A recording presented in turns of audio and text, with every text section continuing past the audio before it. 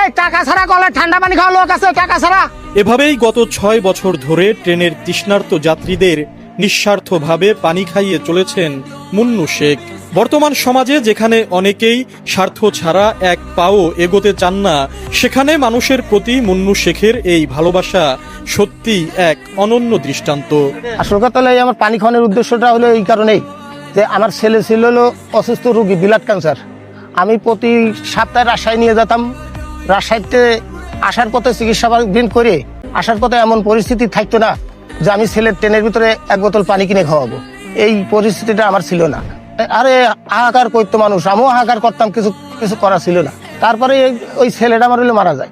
মারা যাওয়ার পরেই আমি একটা প্রতিজ্ঞা করি যে প্রতিদিন আমি এই ট্রেনে একবেলা করে দুপুরবেলা পানি খাওয়াবো। যাত্রীদের কাছ থেকে পাওয়া দোয়া আর ভালোবাসাই এখন মুন্নুর সবচেয়ে বড় প্রাপ্তি।